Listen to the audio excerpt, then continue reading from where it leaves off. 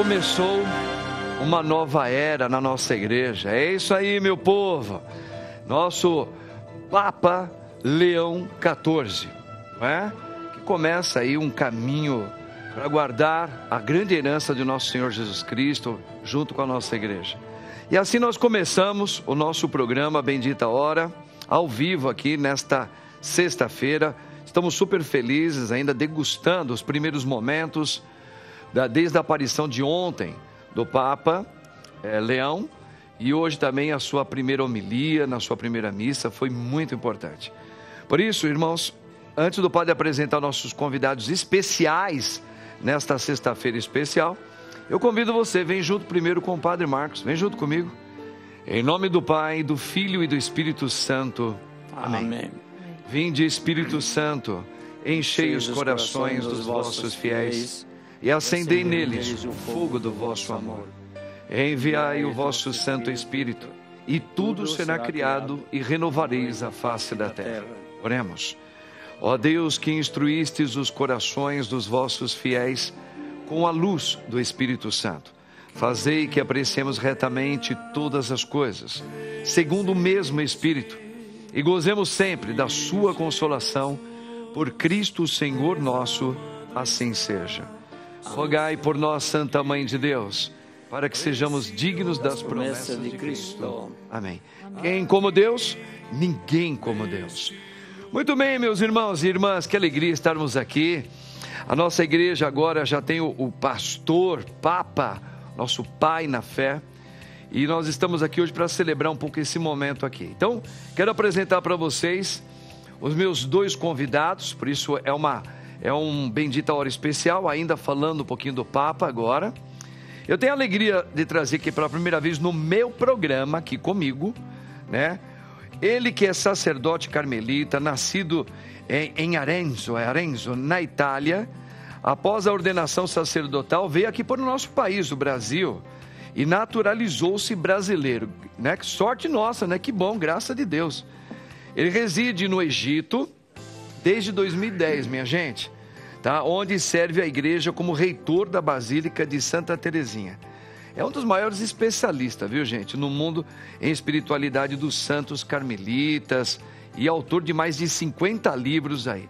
Eu tenho a honra de trazer aqui, que eu estou conhecendo ele mais de pertinho, e aliás, olha aqui, ó, eu vou falar o nome dele, mas olha aqui, ó, mostra aí, mineiro, aqui, ó, se der para mostrar aqui para o nosso povo, ó, o seu mais novo trabalho, Sem Palavras de Santa Teresinha, tá? Já o padre vai apresentar, nós vamos falar disso aqui. Agora, olha só, ele nada mais, nada menos é do que o Frei Patrício Fala aí, me ajuda aí, Frei. Ciadini, olha lá, Frei, para mim é uma alegria, hein? Falando Frei Patrício basta.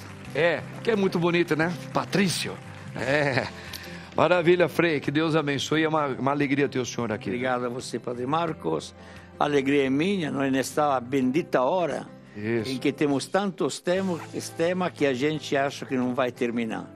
Precisamos pensar no outro programa em agosto, quando eu volto aqui no Brasil. Boa. E, gente, eu também tenho aqui a alegria de tê-la aqui mais uma vez comigo no meu programa, e ela vem participando bastante nesses tempos aqui.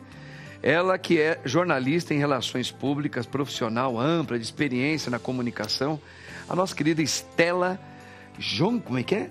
Gontiglio. Os nomes italianos, que bonito. Estelinha, que Deus abençoe você, querida. Padre, é um prazer estar com o senhor novamente, aprendendo um pouco.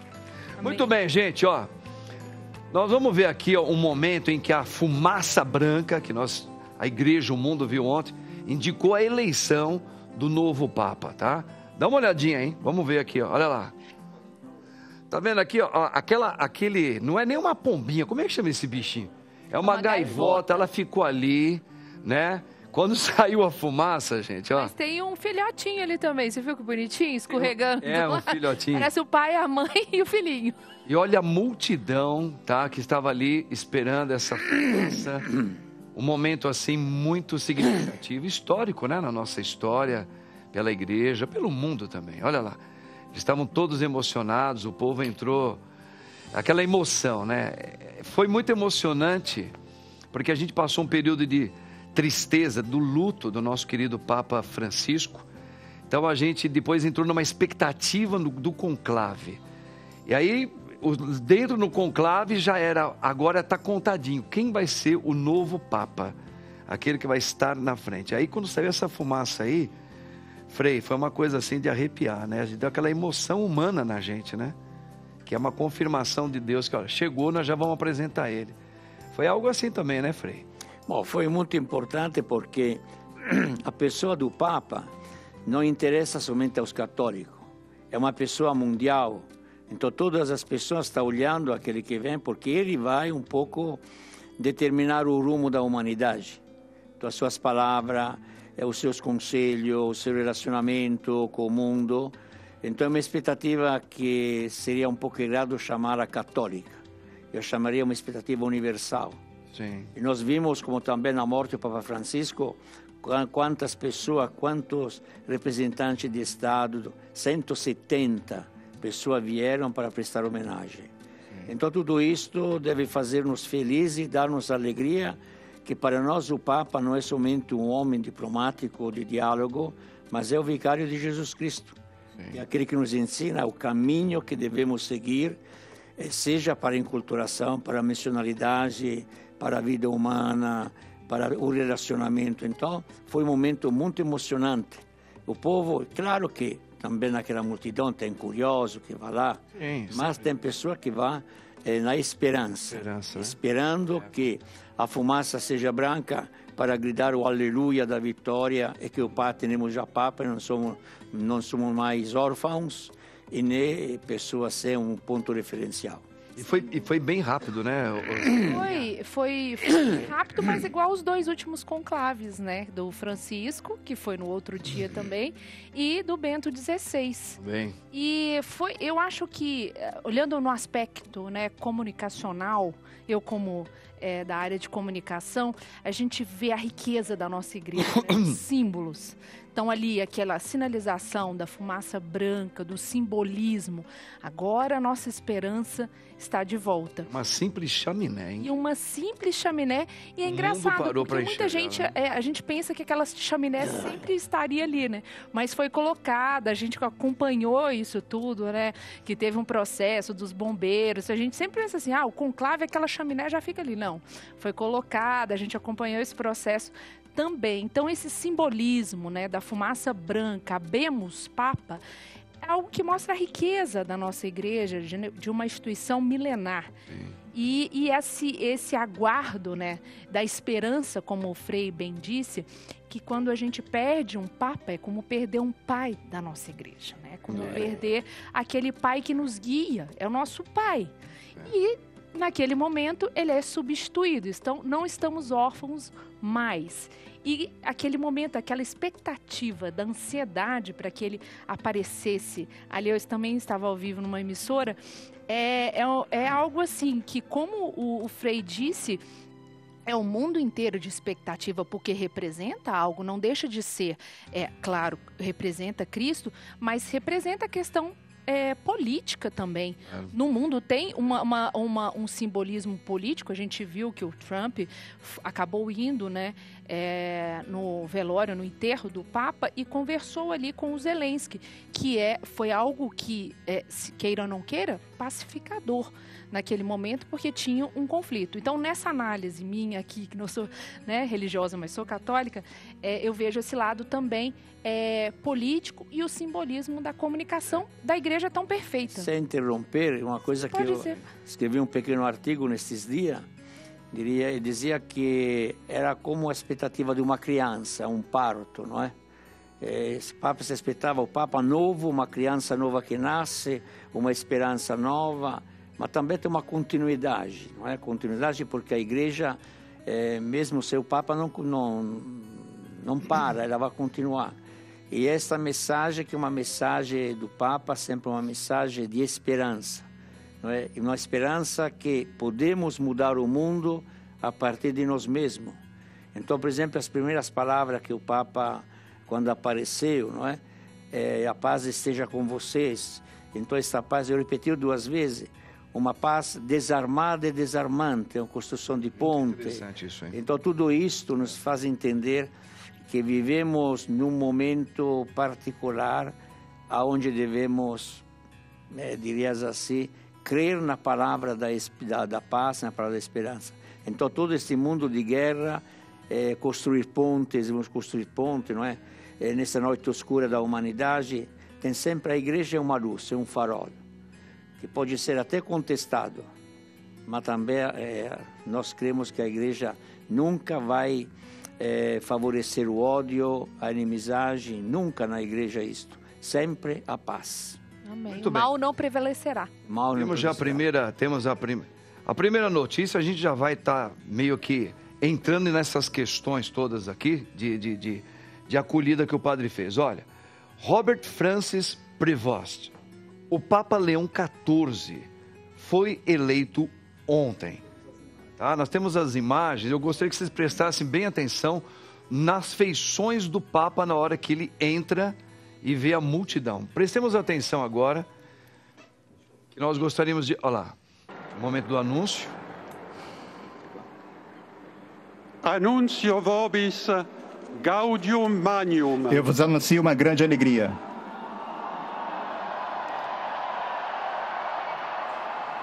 Habemus papam. Temos um Papa.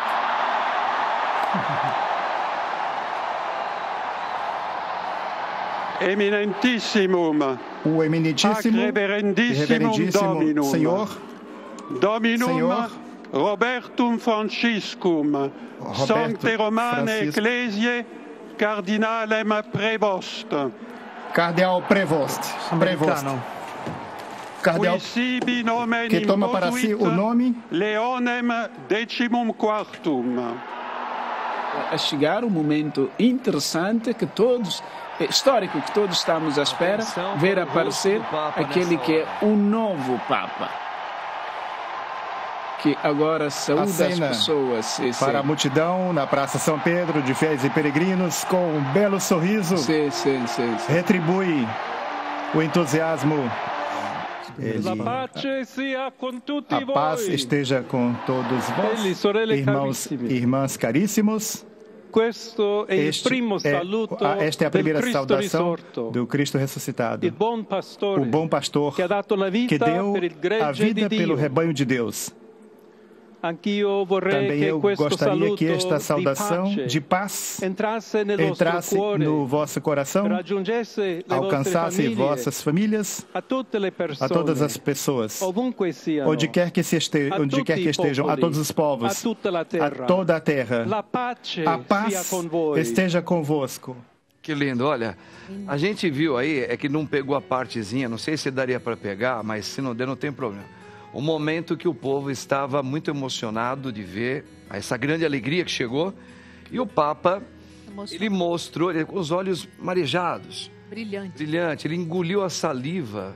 E ali, acho que era outro ângulo. Um outro ângulo. Mas assim, o que me chamou muita atenção, e aqui eu vou falar agora como uma pessoa que crê, que é cristão, e que apesar, como o Frei estava colocando muito bem, as questões importantes que a gente vai analisar, que é o significado das suas palavras, alguns detalhes até das suas vestimentas, os gestos dele, tudo isso tem um significado. O nome dele, que é um nome, algumas emissoras não compreenderam, mas a gente tem que entender um pouquinho a história para entender por que ele escolheu esse nome, nós vamos falar daqui a pouco. Mas uma coisa que me chama muita atenção aqui como um cristão, claro, também como um padre. Papa é o pai. E a gente vai lembrar, esse momento, olha, é o momento onde ele está.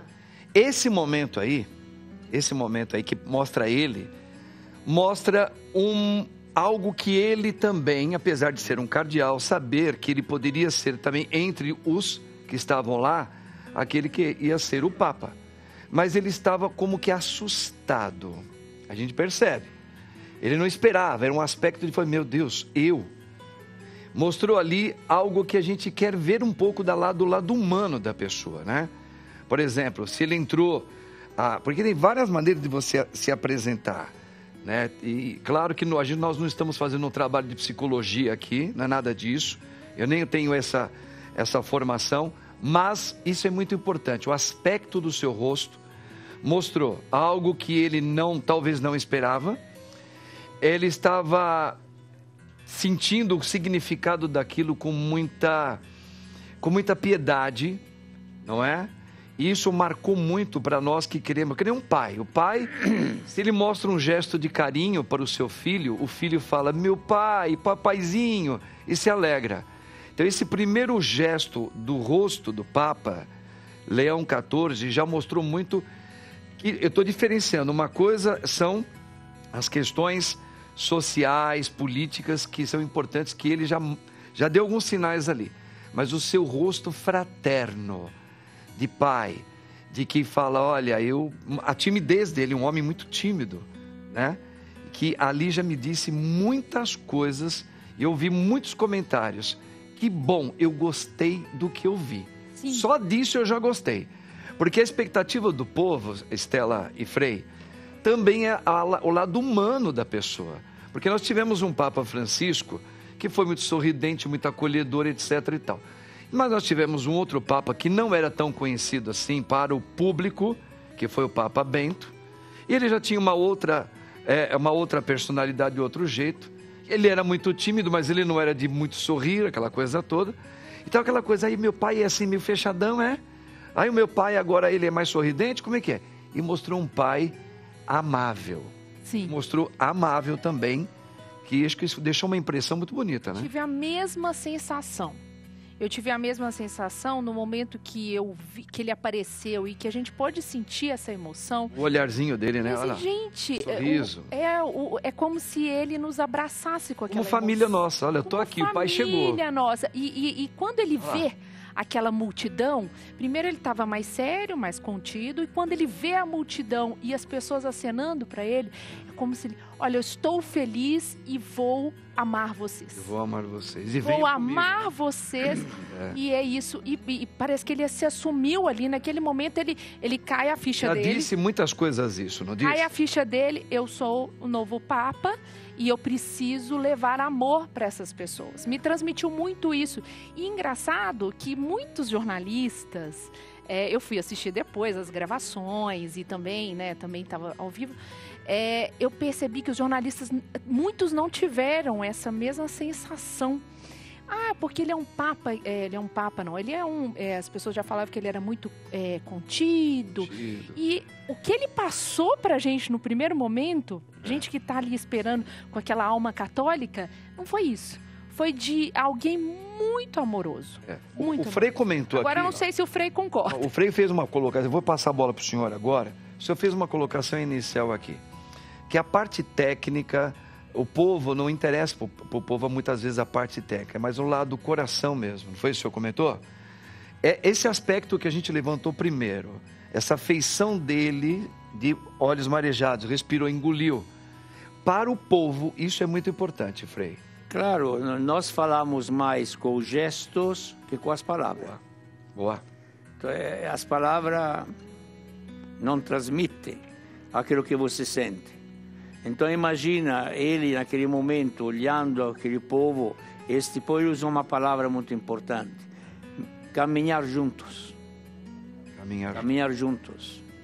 Então foi também uma pequena homilia, onde ele tomou um pouco o caminho do Papa Francisco, o citou 2 vezes, este caminhar junto, este ir, não é?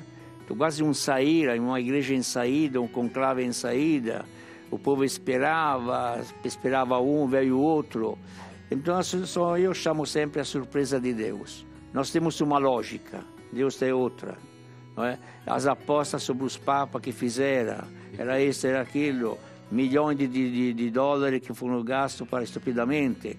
Então, em um certo momento, a figura dele, uma figura também, diria assim, o rosto sorridente, mas um sorriso muito doce, não é? Que lembra, em um certo sentido, a sua fisionomia, o Papa Paulo VI. Se nós olharmos foi da minha época, mas eu já vi fotos. Foto dele, se a gente vê um pouco assim, não? E depois eu creio que o gesto dele, não é, as mãos que cumprimentava todo mundo. Então também a bênção final. E aquilo me tocou muito para mim, porque sou carmelito, o amor a Nossa Senhora é muito grande. Foi muito tocante. Terminar... Foi o único Papa que a gente conhece sendo mostrado... Terminando com Ave Maria. Com Ave Maria. Então convidou todo o povo a rezar. não somente uma oração pessoal, não, rezar junto. Isso foi muito cativante para a população católica. É? E também foi o dia que era a festa de Nossa Senhora de Pompeii, uma devoção muito do Rosário, não é? Então eu diria que nós esperávamos outro e veio ele. E agora nós devemos colocar-nos na escuta dele para caminhar junto. E isso para nós é muito importante. Não é porque imediatamente, esta manhã me dizia alguma pessoa, mas eu não gostei do Papa, ele é muito magro, magrinho. Mas, e um Papa musculoso, tipo Arnold Schwarzenegger. Não é? E me veio em mente uma piada quando foi o Papa João XXIII, que era bastante gordo. Então uma mulher, no meio da multidão, gritou, que Papa gordo! Ele respondeu, minha senhora, o conclave não é um instituto de beleza física. Então, se tivesse na época dele, vamos fazer uma bariátrica nesse Papa, pelo amor de Deus. O que marcou também foi a questão que você já falou e a questão da vestimenta, porque não comparando, né, um pontificado, um papado com o outro, mas cada um tem uma linha. Essa parte da vestimenta a gente vai chegar lá. Vamos chegar junto com você aí. Vamos aqui mais uma informação. Vamos cá, tá legal. O Papa, me gostou muito, ó. Escolhido pelo Papa Francisco, o americano Robert Prevost recebeu o cardinalato em 2023. Aqui é interessante, Frei, a gente ficou sabendo, assim, correndo, sabendo um pouquinho, que ele ficou muito tempo no Peru, fez um trabalho maravilhoso, missionário lá, mas como bispo, ele só tinha, acho que 8 para 9 anos só de bispo, né? Quer dizer, o episcopado ainda recente dele, e mais recente agora, em 2023, o Papa Francisco, que é uma das coisas que ele fez, que foi encontrar em várias partes do mundo os seus bispos e fez cardeais em várias partes. E ele foi um desses também, né? Claro, porque o Papa Francisco teve uma visão global da Igreja. Então foi escolhendo os cardeais nas várias partes do mundo, para que pudesse representar esta universalidade da Igreja, não é? Sim. Então é claro que o Papa Leão XIV é um Papa que veio da periferia do mundo. O Peru não é o centro. Nasceu nos Estados Unidos, mas depois ele viveu muito em Peru, foi superior-geral dos Agostinianos. Então tem uma experiência de pobreza. Sim. De fato, aparece em fotografia atualmente que ele está a cavalo, que está com as crianças, que está isso, aquilo. Então, tudo isto chama atenção porque quer dizer que ele é uma pessoa inserida, enculturada dentro de uma realidade. E hoje sabemos que a teologia verdadeira não é tanta cabeça. A teologia verdadeira é o coração, é a vida, é a mensagem que a pessoa consegue dar. No primeiro discurso de hoje que ele fez na primeira missa, em certo momento diz, Jesus não é um charlatão. Mas Jesus é aquele que te salva, aquele que te pega, aquele que te dá a salvação. Sim. Então eu creio que o Papa o escolheu também por um cargo muito delicado, muito importante, que é o dicastério para os bispos. Então toda a seleção dos bispos passava através das mãos dele. Sim. Então é um cargo delicado na igreja, quer dizer que ele tem uma experiência de povo, uma experiência religiosa como agostiniano, e uma experiência de cúria, de dicastério. Então, essas 3 experiências, eu creio que foram muito importantes.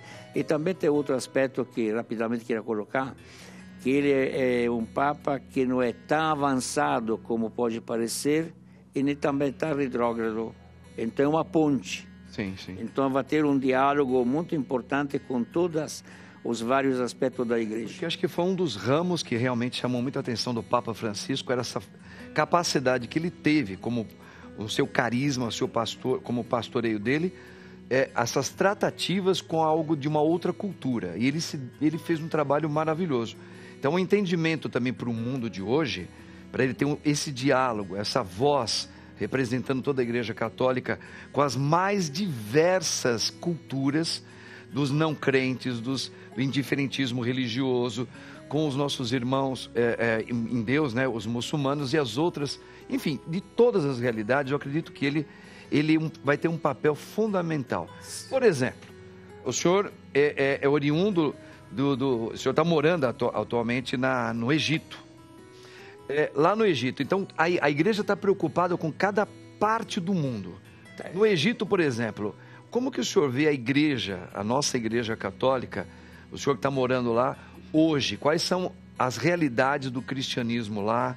O senhor acredita que também haverá essa influência positiva desse ministério dele lá no Egito também? Sem dúvida, porque o Egito são 110 milhões. Os católicos em comunhão com Roma são somente 250 mil. Então, uma minoria absoluta. Sim. E tem outros, tem a igreja copta ortodoxa. Então, aquilo que os católicos cristãos tentamos fazer no Egito é o testemunho. Não é tanto uma evangelização. Sim. Porque muitas vezes a evangelização é proibida. Devemos ter este cuidado de uma comunhão. Sim. Então, é de uma linguagem de afeto, de amor, de respeito recíproco. Interessante. Então, isso que foi o Papa Francisco, isso foi no Egito, o Papa Francisco, então é aquele que tentou, mesmo com o azar, com tantas realidades muçulmanas, não mais ao redor somente de Deus, mas ao redor do ser humano. Tem tantos valores humanos com os quais nós podemos cooperar. Cooperar na justiça, contra a fome, podemos cooperar para o bem do ser humano, na saúde. Tem tantos caminhos. Mais testemunhar. Tem tantos caminhos em que nós podemos estar unidos com todas as religiões, com todos os homens de boa vontade. Então, me parece que isso é muito importante, não é? O Egito tem uma tradição muito grande de espiritualidade, tem muito grande também da Igreja Católica. Se a gente pensa os grandes padres de Alessandria, então, no início do século II e o século IV, nós sabemos como a Igreja de Alessandria era uma igreja muito forte teologicamente. Não é? Atualmente, eu creio que uma coisa que o Papa Francisco sempre falou e que também é verdade, não devemos mais evangelizar, fazer proselitismo, mas por atração. Essa atração da evangelização do bem que nós fazemos. Uma Teresa de Calcutá, por exemplo, é amada para todas as religiões. Uma atenção do mundo inteiro. Uma Teresa, o Menino Jesus. E no Egito nós temos a Basílica de Santa Teresinha e vem muçulmanos para rezar, vem copto para rezar. Por quê? Porque encontra algo que toca o coração, que é a simplicidade, que é o amor. Perfeito. O senhor disse, eu gostaria, se o senhor me permite, padre, ele falou da questão, agora voltando à questão do Papa, e ele disse assim, que talvez seja... claro que eu não vou ficar falando aqui igual, né, jornalista que sempre define conservador, progressista ou moderado. Não vamos definir isso porque a gente tem o pensamento mesmo do Espírito Santo e a gente tem um pensamento que é totalmente diferente, né, das linhas, não é totalmente diferente das linhas políticas, mas tem algo de política ali. Mas como que o senhor definiria, até nessa questão da vestimenta, né, do que ele assumiu as vestimentas, isso traz algo simbólico demais para o moderado, ou a gente não pode afirmar isso? Não, como que o senhor definiria a postura dele? A postura do Papa é se dar um sinal que ele é vicário de Cristo, sucessor de São Pedro. Então colocou a estola petrina, chamando a estola petrina, se apresentou como Papa, como vicário de Jesus. Ele fala isto. Isso é muito importante para a igreja, não é? Não é simplesmente somente o bispo de Roma, mas ele é o bispo, é o Papa universal para todos, não é? Então essa é a mensagem. Ele tocou alguma coisa muito importante, por exemplo, hoje no discurso, o ateísmo prático. Tem um ateísmo intelectual ou ideológico. E se você perguntar a um cristão, por exemplo, você crê em Deus? Sim. Mas depois o seu comportamento, a sua vida cotidiana... É um ateu. Então isso se chama ateísmo prático. Isso pode existir muitos cristãos, e por que não também sacerdote, religioso, bispo também, se queremos, que não tem um ateísmo teórico, um ateísmo prático. Então, que não sente todas as vezes que a nossa vida não corresponde ao Evangelho. Então a leitura de hoje da missa, a primeira leitura... capítulo 9 dos Atos dos Apóstolos, Senhor, Paulo, por que me persegues? Quem és tu? Era um homem temente a Deus. Era temente a Deus. Então também eu dizia esta manhã na homilia, persigo Jesus. Sim. também nós perseguimos quando nós não vivemos o Evangelho. Então, é muito importante que o mundo de hoje, o esoterismo, as várias religiões, o espiritismo, são tantas, temos um catolicismo eclético. Né? E sem dizer também, né, Frei, respondendo também um pouquinho para a Estela aqui, Estela, eu fiz esse olhar como seu, uma leitura do que significaria, o que isso pode estar transmitindo. É o que o Frei colocou. Ele vem da tradição petrina, da igreja global, como ele acabou de colocar. E não tem nada fatiado porque ele vai ser mais conservador ou progressista, porque se você for fazer, que não deveríamos, mas entender ele hoje, é uma virada de chave. Hoje a igreja necessita que o Papa seja a voz de Cristo para responder. Então, a gente fala, mas o Papa Francisco veio sem aquela parte vermelha, sem a história, ele veio de branco. Então, mas isso aí foi uma realidade dele, não tem uma comparação de um para o outro. Ele vai ter a espiritualidade que Cristo está colocando para ele. Claro que ele vai usar algumas coisas que foram ótimas que o Francisco deixou, tanto é que eles eram próximos, mas ele hoje é o responsável para dar as suas diretrizes. Tem dois comentários sobre isso. Uma questão que ele conhece muito sobre o direito canônico, doutor em direito canônico, é algo também que conhece... Matemática. E outra coisa que eu achei interessante, que a gente falou sobre a questão do olhar dele aos imigrantes, o olhar também, assim, para diversos povos, é que a mãe é francesa, o pai é francês, desculpa, e metade italiano, e a mãe espanhola, e nasceu nos Estados Unidos. Então, ele vive uma diversidade já no lar, é poliglota, né? Então, acho que isso também ajuda a ter esse olhar.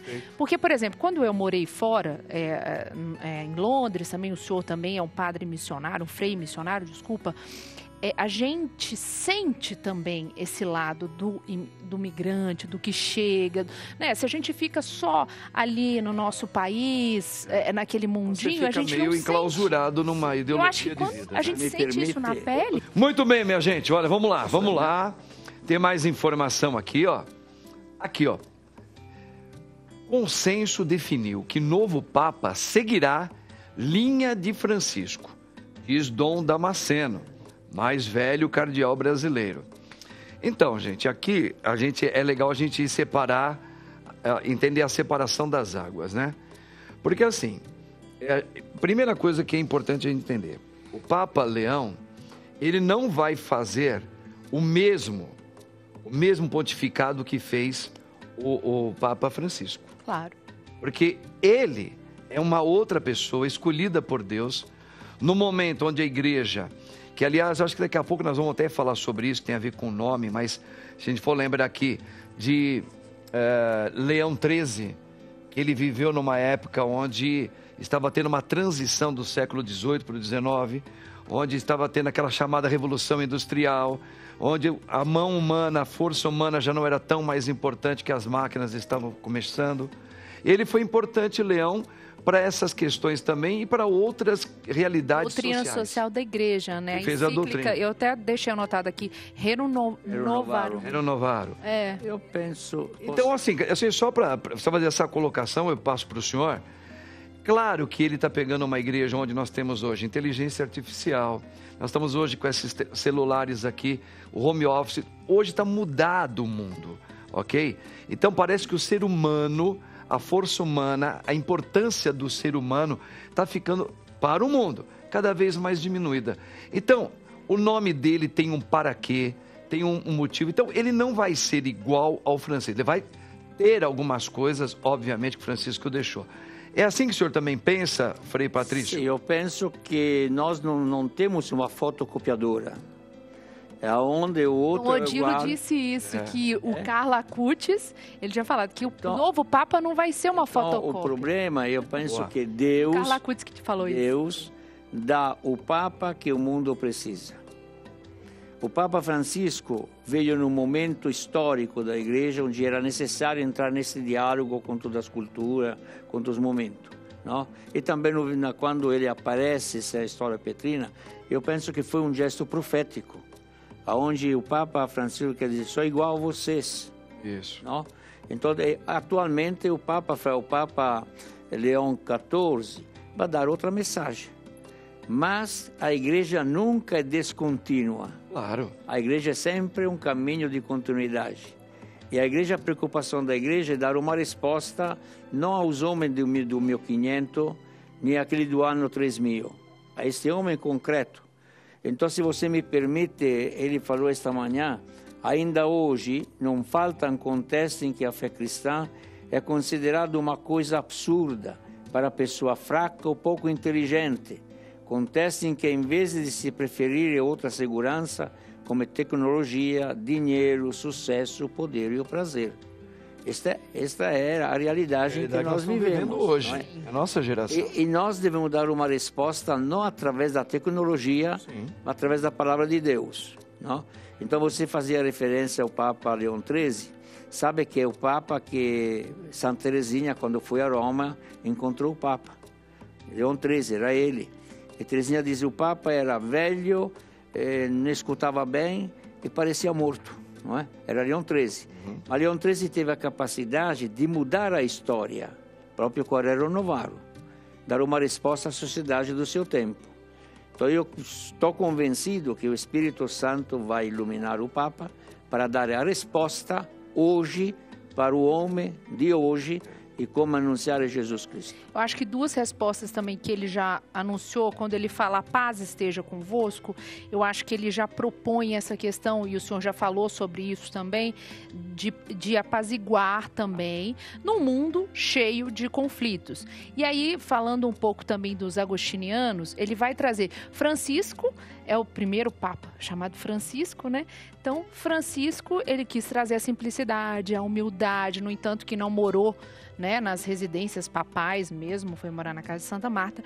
E agora ele vai trazer, eu acho que algo dos agostinianos, assim, penso eu, é claro, né, dessa profundidade espiritual que os religiosos, os padres religiosos, como o senhor, o Frei, carregam muito. E isso que eu espero também, essa profundidade que também é importante. Então, cada momento da igreja tem a sua linha. Naquele momento ali do Francisco, a igreja estava, a gente tinha uma perda realmente de fiéis e as pesquisas, o sínodo mostrou isso também, tanto dos jovens que já seguiam ali a primeira Eucaristia, logo depois já deixando de seguir a igreja. Então, claro que ainda tem um caminho a se construir nesse sentido, é claro.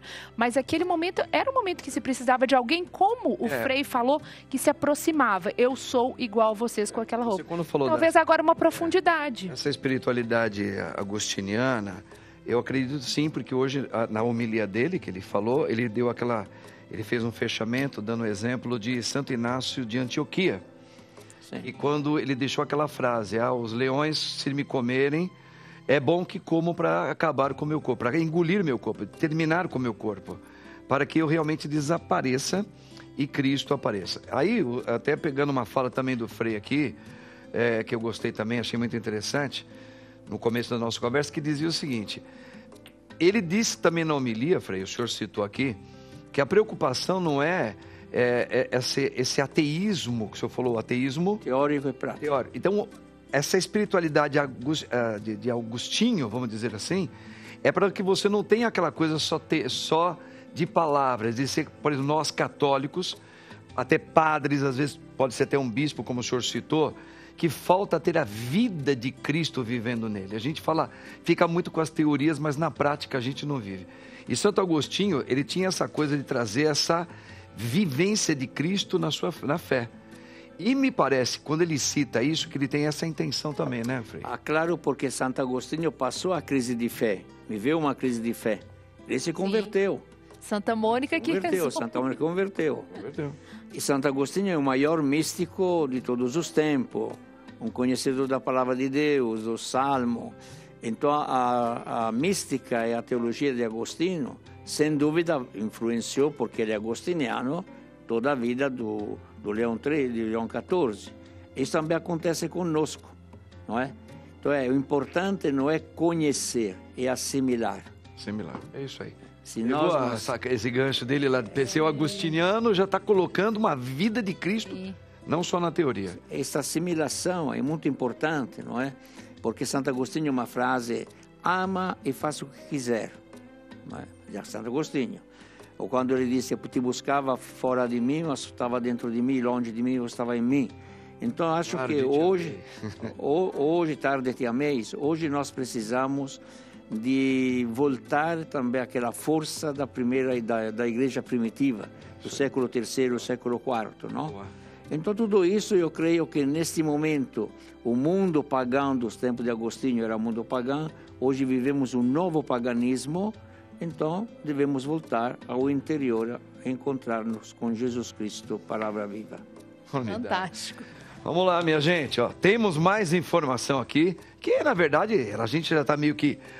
Olha aqui isso aqui, meu Deus do céu, 100 palavras de Santa Teresinha. Frei Patrício, Frei, esse trabalho aqui é o seu mais recente, né? Que o senhor acabou de fazer. Fala um pouquinho, essas palavras, são aqui aquelas deixas de Santa Teresinha que ficaram mais marcadas no sua... Sim, este livro, 100 Palavras de Santa Teresinha, eu escolhi em todos os escritos dela 100 palavras, que são como uma chave de leitura da espiritualidade, da vida, do caminho que ela fez, não é? A palavra, abri o livro com a palavra amor, eu fechei também com a palavra amor, a última palavra é amor, não é? Então, Teresinha, mais passa o tempo e melhor ela se aparece para nós. O Papa Francisco dedicou uma carta apostólica, Se la Confianza, aonde, pelos 150 anos do nascimento de Santa Teresinha, ele diz, no número 52, os teólogos, os moralistas, os pastoralistas, os liturgistas deveriam ler Santa Teresinha, porque é a santa que não fala a inteligência, mas fala o coração, transmitir esta força da vida, não é? Então, este livro é o livro que tem 100 palavras, então eu brinco dizendo que precisa 3 meses para ler, porque não é o romance, uma palavra por dia. É como o remédio que você anunciava. Não pode tomar tudo junto, senão você morre. Sim. E tome um só, você morre a mesma coisa. Então, esta aqui é uma palavra por dia, e depois 3 meses...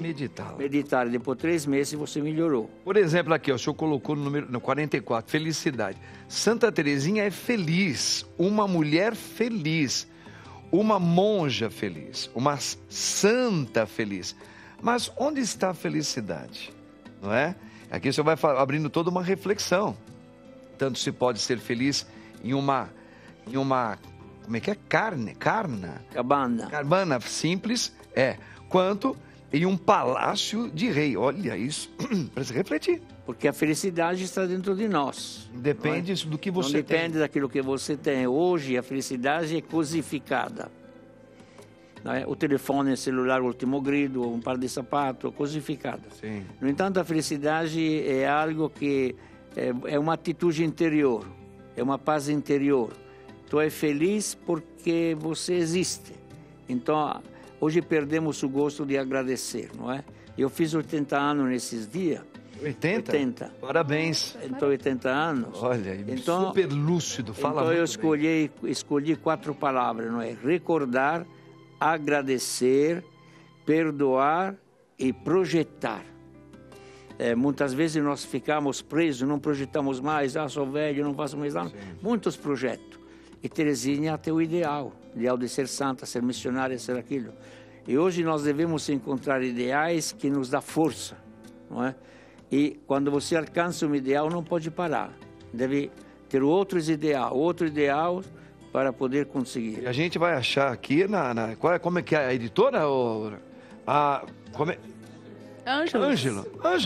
Ângelos. Tá vendo, gente? Tá vendo? Você gostou? Eu gostei, eu vou querer um livro. Esse livro aqui, ele poderia ser meu, hein? É meu? Ô Frei, obrigado, hein? Eu tô precisando... Você também tem, ó? Feliz. Eu até abri aqui numa parte que eu achei que fala sobre o que a gente está dizendo aqui. Fala sobre o Papa Francisco, o amor misericordioso. O Papa Francisco entrará para a história como o Papa da Misericórdia. E não é uma novidade que ele descobriu, né? Claro. Claro, porque a misericórdia é bíblica, não é? Porém, no momento histórico do tempo do Papa, se tinha perdido o sentido de misericórdia. É difícil compreender a misericórdia. A misericórdia é começar de novo, é uma chance nova que você tem na vida. Então, não podemos viver sem misericórdia. nem a misericórdia de Deus, nem a misericórdia dos outros. Porque quando nós caímos, nós precisamos que alguém nos dê a mão para nos levantar. Então o Papa nos ensinou a não julgar, Francisco, a não julgar. Sim. Mas é bíblico, não julgueis para não ser julgados. Ele só nos fez lembrar. 70 vezes 7. Ele foi o Papa que nos fez lembrar, nos fez a memória daquilo que é importante para o mundo de hoje. Foi se perdendo no mundo de hoje. Dá mais uma olhadinha aqui, gente, ó. O que significa a escolha do nome? A gente entrou um pouco nisso aí, mas vale a pena. Leão XIV pelo novo Papa. Gente, aqui é interessante o nome, né? Que foi um dos sinais que já abriu ali uma pequena interpretação do que poderá ser o pontificado do Papa Leão. O nome, a gente acabou colocando alguns aspectos aqui, que já vem lá desde Leão Magno. Claro, o nome, normalmente o Papa, quando escolhe o nome, escolhe um projeto de vida. Um projeto de vida que ou também foi marcante, também um santo que ama. Bento XVI, gostava muito dos benedetinos, tinha uma espiritualidade beneditina. Certo. E São Bento é o homem da cultura, então escolheu esse nome. João Paulo I, o sorriso, e João Paulo II, que veio, continuou dessa maneira. Não é Paulo VI. Então, quando o Papa Leão XIV, eu penso que ele pensou que na missão do Papa Leão XIII foi o aspecto, como você dizia, onde o homem perdia espaço e a máquina entrava. Hoje a inteligência artificial está fazendo isso. Eu escrevi uma pequena coisa, dizia que eu gosto mais da minha inteligência, pouca, que daquela artificial. 80 anos. Não aquela grande de artificial. Então o Papa, escolhendo este nome, quer dizer que quer dar atenção ao ser humano e não à máquina que o homem cria. Eu leio e faço essa leitura. Não é? Como no Leão XIII quis defender os direitos da pessoa humana, também ele quer defender os direitos da pessoa, e que não seja uma pessoa robô, uma pessoa consciente, responsável daquilo que crê. Então esse nome é um projeto de vida para ele. Que depois deste projeto ele anunciou, na pequena aparição no início, anunciou este projeto naquelas palavras-chave, que não são palavras jogadas lá. Devemos fazer uma leitura hermenêutica, diria, destas palavras, e nós veremos que atrás das palavras tem todo um processo e uma assimilação da palavra de Deus, do projeto de Deus. Interessante, né? Que legal mesmo. O Frei explicou dele aqui também, ó, dá uma olhada aqui. Olha quando ele foi em Campinas. Leão já esteve em Campinas, aqui no São Paulo, grande São Paulo, no interior de São Paulo. Olha que bacana, gente, ó. Ele parece muito próximo mesmo nós, né? Assim, nosso, né, Estela? Essa igreja é a Igreja Santo Antônio, onde os agostinianos que comandam lá. Em Campinas foi quando ele veio visitar mesmo, né? Veio visitar os frades e foi em Campinas. E ele já esteve também em Aparecida, em outros lugares. E eu queria fazer um comentário sobre, eu acho que o Frei já esclareceu muito sobre essa escolha, né, do nome. E aí ele também vai explicar em algum momento e a gente vai poder entender isso tudo. Mas eu achei que o Frei falou aqui sobre a simplicidade também da fé. E ele rezou o terço para o Papa Francisco, muito amigo de Francisco, chamou os outros cardeais ele liderou isso na Praça de São Pedro, um terço para a recuperação do Papa. Então, assim, eu achei um gesto mariano, porque o terço é mariano, né, gente? Então, é um gesto, assim, de muita simplicidade e também da busca da oração. Né? Porque mesmo hoje existem padres, desculpa eu falar, mas existe isso, porque a gente sabe que na igreja tem padre que não reza. Tem padre ateu, como tem católico ateu, como tem católico que se diz católico, mas não é católico, a verdade é essa. E isso é muito importante, a busca pela oração também. Porque, igual Madre Teresa de Calcutá, o senhor falou, tinha um momento de adoração do Santíssimo, que elas tinham muitos trabalhos sociais para fazer, né, que são importantes também, mas uma delas virou e falou assim, mas a gente fica aqui rezando 1 hora, fazendo a adoração do Santíssimo, 1 hora a gente poderia estar atendendo os pobres, os doentes. Aí ela disse, não, eu vou ver, vou pensar. Depois ela falou assim, não, a gente vai aumentar para 2 horas. Vão ser 2 horas. Não, né? Porque tem um fato muito importante. Porque a oração é que move. Um fato importante, sem a oração, nós fazemos ONGs. Fazemos um trabalho social, mas não vemos naquela pessoa Jesus Cristo. E através da oração, você vê que aí naquela pessoa está Cristo. É a carne de Cristo, o sofrimento de Cristo. Então a oração é um pouquinho o sal. É um pouquinho. É o fermento. Que vai salgando. Que vai salgando e vai dando sentido para a vida. Eu queria dizer uma coisa rápida. O Papa Leão XIV, ele pertence aos agostinianos. Mas tem vários tipos de agostiniano. Agostiniano de antiga observância, não é?